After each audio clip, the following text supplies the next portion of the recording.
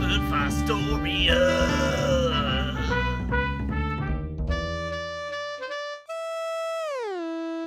Robert Fostoria woke up one fine morning to the sound of his brother, Craig Fostoria, yelling at the top of his lungs.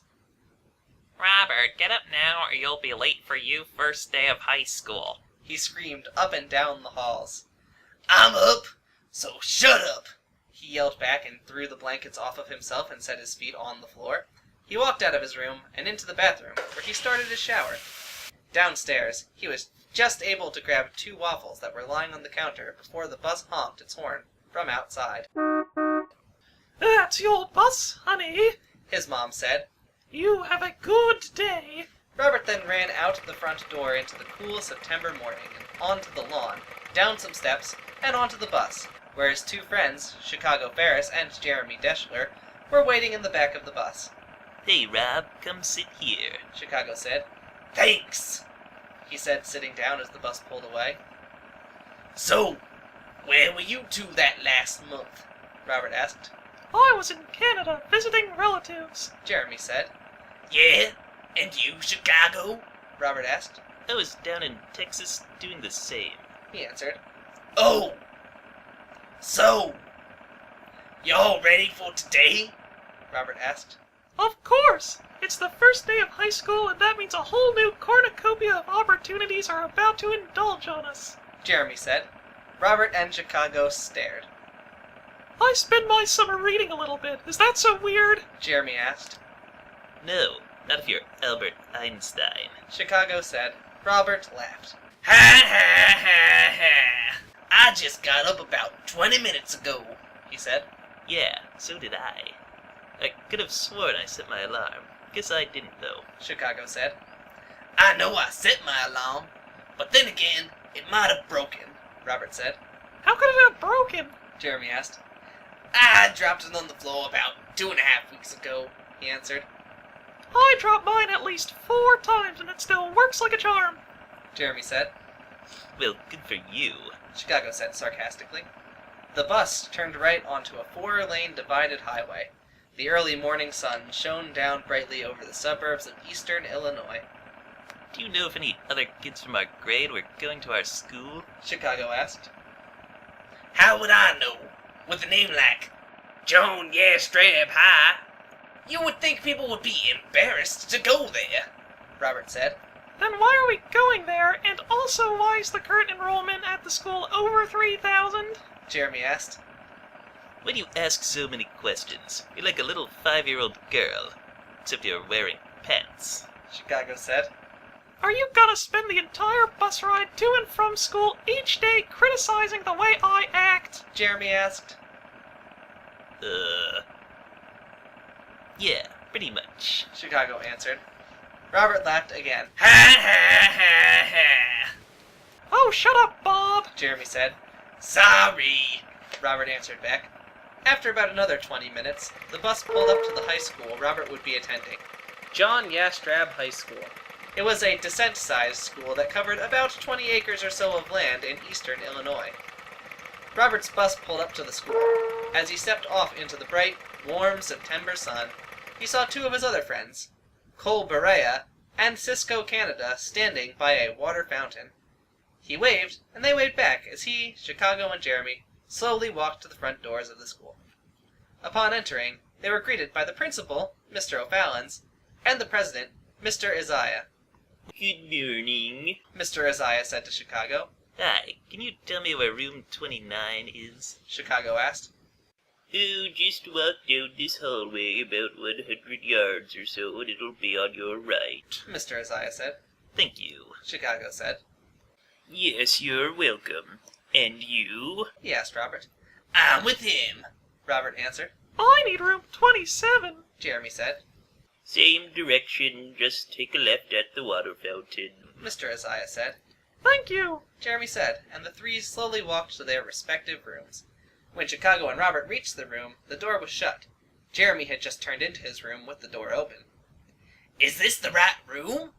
Robert asked. "Yeah, it says room 29. Chicago said. Are you sure we go to room 29? Robert asked. "Yeah." It says that on our papers we got in the mail. Chicago said, looking at his paper. It had his name on it, followed by his homeroom section, and the room, which read 29. Robert leaned forward and looked through a small window at the top of the door. The lights were off inside the room, and no light could be seen in the room at all. Should we go in? Chicago asked. We could try. Robert said. Slowly, Chicago reached for the door handle. Just as he did, he heard a stern voice from behind them yell, Hey, what are you two doing by my room? The two turned around quickly and saw a man with a graying beard, about 5 feet tall and have black hair, walking toward them. This is our homeroom, Robert said.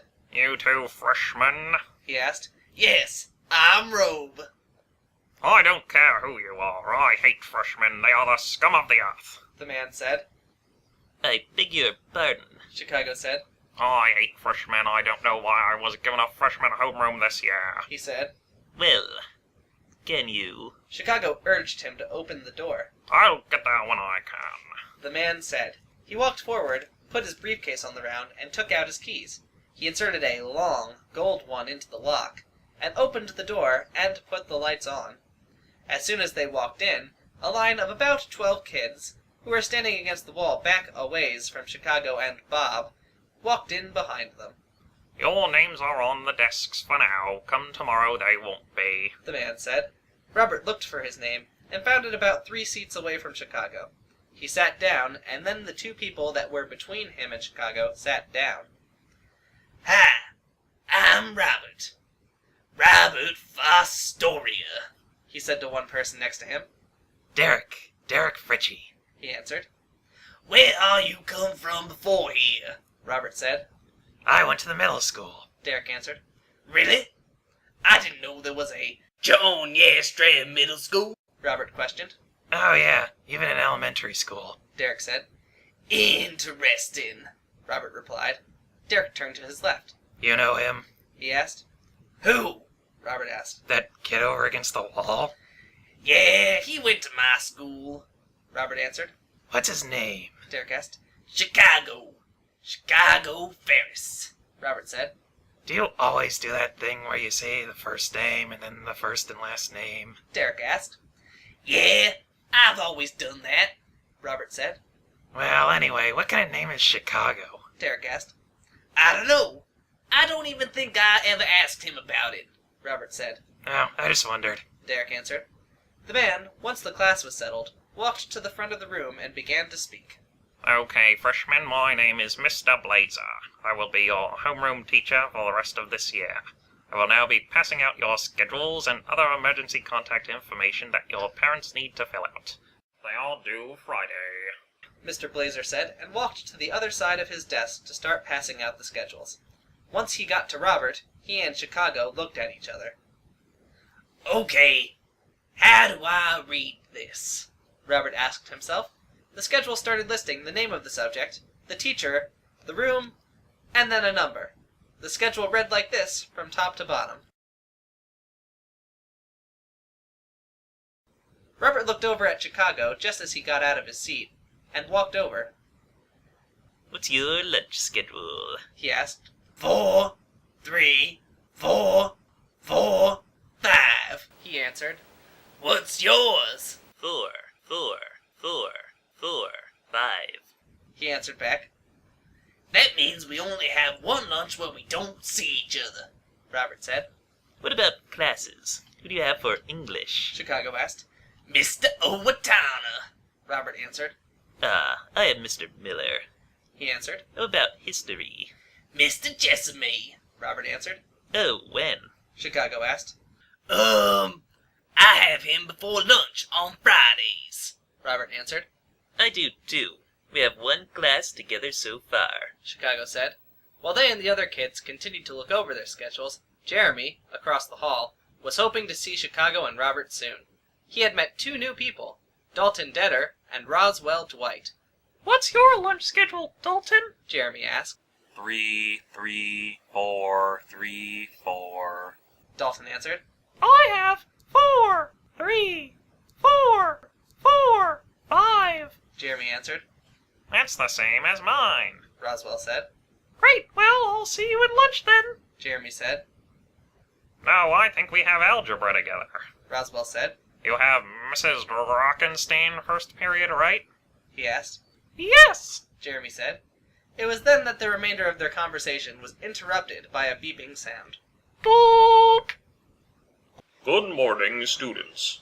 This is Mr. O'Fallon speaking for the whole school in welcoming our new freshman to John Yastrab High. Mr. O'Fallon said. Now for the morning announcements. Later on that morning, Jeremy walked into his algebra class and saw Robert sitting against the back wall. Robert waved him over. What up, Jeremy? He asked. Not much. What's your lunch schedule? Jeremy asked. 4, 3, 4, 4, 5. I think. Robert said. That's the same one as mine! Jeremy said. Then the bell rang, signaling the start of class. Okay, class, take your seats. Mrs. Drockenstein said. Okay, I am Mrs. Drockenstein, but you may call me Mrs. Droll, She said. I will be your algebra teacher for the rest of the year, and if you don't get on my bad side, we'll get along fine. She started saying. It was then that a huge boy, about 6 foot, wore extremely baggy pants and a very long shirt that came about a quarter of the way down his pants, walked into the room. Yes? Mrs. Drow questioned. Yeah, I'm in this class, I think. The boy said. Mrs. Drow walked behind her desk to hear attendance book. Are you Tom Becctal? She asked. Yes. The boy said. Yes, you sit in that seat there. She pointed to an empty seat right next to Robert. Thank you. He answered and went to sit down as Mrs. Drow kept talking. Hello. Robert said. Yeah. Tom answered back. It was silent between them for about 15 minutes before Tom said. Give me your shoes. Excuse me? Robert said back. Give me your shoes. He said again. Mrs. Drow continued to write on the board. I'm not giving you my shoes. Robert said. Now! He said firmly. No. Robert said again. Mrs. Drow turned around. Robert, is there a problem between you and Tom? He's asking me for my shoes. Robert said. Is this true, Tom? She asked. No, ma'am. I was just sitting here waiting for you to tell us what to do next. Tom said. Robert? Mrs. Drow said. That's not what he was doing. Robert said. Seriously, Mrs. Drow? Jeremy piped in. Mr. Fostoria, I don't know what's going on, but I advise you to stop it right now. Mrs. Drow said and turned around to the board again. At lunch, Robert met up with Chicago and Jeremy. It was Wednesday, so they all had lunch together. Let's sit over here. Robert said, and sat down at a table adjacent to a vending machine. Nice cafeteria. Chicago said. What are you buying? I don't know. I'll see what they have. Robert said. More students continued to file into the cafeteria as the moderators began sending classes to buy food.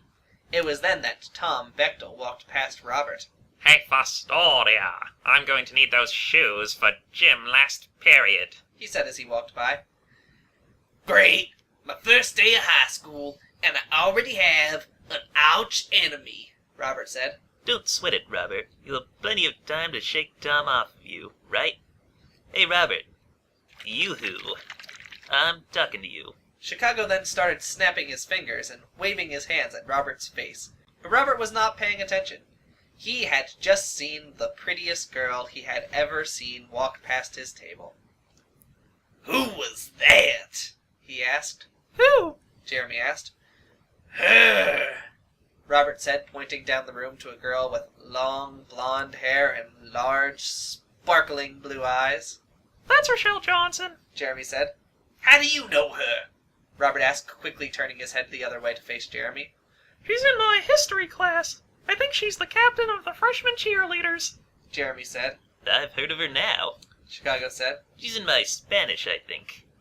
I hope she's in at least one of mine. Robert said. Sure enough, when Robert walked into biology class that afternoon, Rochelle was sitting 2 rows over from him. Derek Fritchie, the person Robert met in homeroom, sat right behind him. Hey, Derek, Robert said as he walked into the room. What's up, Robert? He asked. Not much. Derek said, sitting down. Hey, you see her? Robert asked him, gesturing to Rochelle. Who, Rochelle? Yeah, sure I did. Derek said. What do you think? Robert asked. What, about her? Well, she's kind of short and I heard things about her. Derek said. Like what? Robert asked. Well, I really can't say here. Derek said. What? They aren't bad, are they? Robert asked. Well, it depends on what your take on bad is. Derek said. It was then that Robert looked up and saw Rochelle looking in his direction. Hey, dude, she's looking this way. Robert said. Derek's head flew around. Whoosh. Rochelle then smiled at the two of them, and then flipped her hair around her head and smiled broader. Robert and Derek looked at each other with the same expression on their faces. Robert then felt his desk shake. He turned to look forwards and saw Tom Becctal glaring at him. What do you want, Tom? He asked. I was kidding about gym last period today, but you still owe me. He said. For what? You didn't, or I didn't, or... Oh, just go away. Robert said. Give me your shoes first.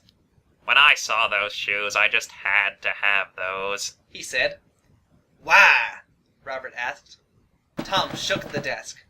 Because I get whatever I want, no matter what. Now give me your shoes. No! Robert yelled. Luckily, Mrs. Pond wasn't in the room. Tom's face tightened. His giant blue eyes got bigger and swelled up like warts on your arms. He then shook the desk violently. You! Well, give me those shoes now, or I will do things to you that you never thought possible. Tom screamed every eye in the classroom on him. Robert and Derek stood up. Look here, Becctal. Robert started. I don't have to give you anything, because these shoes belong to me. My mother bought them for me, and specifically for me, not for you. Tom, are you even in this class? Derek asked. Yeah, what's it to ya? He asked. I just wondered. Derek said. Well, wonder this. Tom said and slapped Derek across the face. Derek fell backwards into his seat, his nose bleeding slightly. Robert was outraged. Tom, either you go sit in your seat or so help me, you will be in more pain than a person falling off a 47-story building. Robert said calmly. Okay, just, hold this for me. Tom turned around and then a split second later tried to surprise Robert with a punch in the face. But Robert ducked down onto the floor, and instead of hitting Robert, Tom's fist went 3 inches in the back wall of the room. Holy God! Derek said as he jumped out of his seat and walked to where Robert was standing. Tom was now madder than ever. Fostoria! I swear on my mother's life that I will get you back someday. Tom said, ripping his fist out of the wall and leaving an even bigger hole than before. Tom, why don't you just ask your mom to buy you Theses shoes? They aren't that expense. Robert was then forcefully shoved against the front chalkboard by Tom. Derek and 2 other boys, who Robert didn't know, tried to get Tom off of Robert. Fostoria, I don't care what comes out of your mouth. I just want your shoes, and I'm gonna take them now. Tom then dropped him on the floor and started untying his shoes, which was when Derek pushed him onto a desk. Tom did manage to remove 1 shoe. Get off of me! Tom yelled. Robert took the shoe back from Tom just as the bell rang. Tom, leave me alone. I don't want you around me. If you don't have anything nice to say to me, then shut up and leave me out of it, Robert said, Derek and the 2 others still holding him down. Get off of me! Tom yelled again. Not until you agree to leave me alone, Robert said. It was then that Mrs. Pond walked into the room. Derek, the 2 others, and Robert hadn't noticed, but Tom did. Please get off of me. Tom said. You can take whatever you want from me. What? I don't want anything. All I want is respect from you, Robert said. If you want my shoes, just take them. Tom said. You just said you wanted my shoes. Can someone tell me when this conversation took a hard right? Robert asked. Well, you four can take a hard right. Right down to the principal's office, Mrs. Pond finally said. Derek, Robert, and the other two turned around sharply. Mrs. Pond, you must not understand, Robert started. Oh, I understand perfectly. You four thought it would be fun to pick on someone. Asking him for his shoes and whatnot. She answered. No, it wasn't like that, Robert said. Really? Derek added. I don't even know these two people. They just helped Derek and me. Robert said. Thanks, by the way, guys. Sure thing. The taller one said. Mrs. Pond was in shock. You are congratulating people you don't even know for helping you beat someone up? Mrs. Pond said. That calls for expulsion!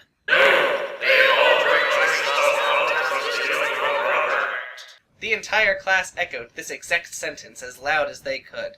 Mrs. Pond was now even more perplexed.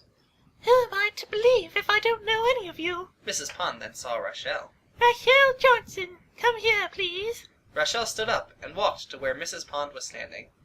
Rochelle, I know you always tell the truth. So tell me, what happened here? Mrs. Pond asked.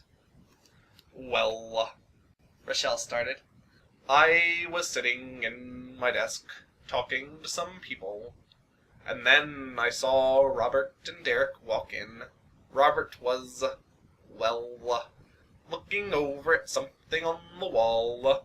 Rochelle then winked at Robert and Derek, as a sign that she wasn't going to say what or who they were really looking at. And then Derek looked. Oh my god, who put that hole in the wall? Sorry. Mrs. Pond asked. Let me get there. Anyway, I saw Tom walk in and started yelling at Robert to give him his shoes, and then the entire scene unraveled from there. Rochelle explained. Well, I can't say exactly what happened because I wasn't here, so Tom Becctal, you are to report immediately to Mr. O'Fallon's office, Mrs. Pond said. Tom then stood up, fixed his brown hair, and walked out of the room. Derek and Robert breathed a sigh of relief. Right before Mrs. Pond cut them off. No, you four aren't off the hook yet. Follow Tom to the principal's office now, Mrs. Pond ordered. One by one, the four filed out into the hall the way Tom went. When Robert got home from school that day, he was pondering what was going to become of himself at school. Would people find out what he did? Once he walked in the front door, his mood soon changed. His mom was standing with Craig by her side. Oh, hi, Mom. Craig, Robert said. Craig, though being only 2 years younger than Robert, started talking like a 5th grader. You got in trouble. You got in trouble. You got in trouble. Yeah, I know. So you admit to it. His mom said. Look, Mom, if you don't believe me, call Chicago or Jeremy. They know everything what happened. Robert said, putting his backpack down on the floor. Well, what I will say is that your principal called and told me that you and 4 other boys got in a fight with one other boy. His mom questioned. Yes, I'm not denying it, but that kid's one mean idiot, Robert said. I don't care if he's one mean idiot. He's your fellow student who... Would kill me unless I gave him my shoes. Robert interrupted. I beg your pardon? His mom asked. He's in my algebra class that I had first period, and he sat next to me. Then he just started asking me for my shoes. For no reason at all, Robert said. Ask Jeremy. He's in that class. Robert, I can't say how I feel right now, but I can say that I do believe you. His mom said. You do? He questioned. Yes, even if you're not telling me the truth. His mom said. Okay then, Robert said. But you principal will be meeting with you and the others tomorrow again. His mom said. Okay, Robert answered. The following day, Robert showed up in his biology class. Derek and Rochelle were there waiting for him. Robert, what's up, man? Derek asked. Nothing. How was you Mom last night? Robert asked.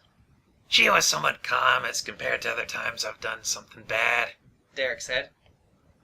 How do you know this kid? Rochelle asked. I met him in my algebra class yesterday, and he just started asking me for my shoes," Robert explained. "Was he in today?" she questioned. "Yeah," Robert answered. So you're just gonna ignore him? Derek asked. "I'm gonna try to." He then turned around and saw Tom at his desk again. "And somehow, I think that will be physically impossible." Afternoon, Fostoria. Tom said, his huge blue eyes right in Robert's face. "What do you want, Tom?" Robert asked. I don't want anything from you. I'm just going to spend the rest of the year thinking about things I can do to you that will not only cause you physical pain, but mental pain. Tom said. Good day. He then walked over to his desk while making a rude gesture at Robert. "That no good idiot," Robert said. I know. Did you see what his did to you? Derek asked. "Yeah, I did," Robert said. "So, what do we do now? Now that he hates all of us, there's not much we can do," Rochelle said. "We're gonna wait. Just wait and see what happens. When he leaves his mark, we'll strike back," Robert said, looking over at Tom. It was then that Tom pulled out a giant red button and pushed it. Seconds later, a giant bucket of the cafeteria's leftover chili con carne was dumped on top of Derek, Robert, and Rochelle. The entire class laughed as Robert, Derek, and Rochelle glared angrily at Tom, who was beaming broadly.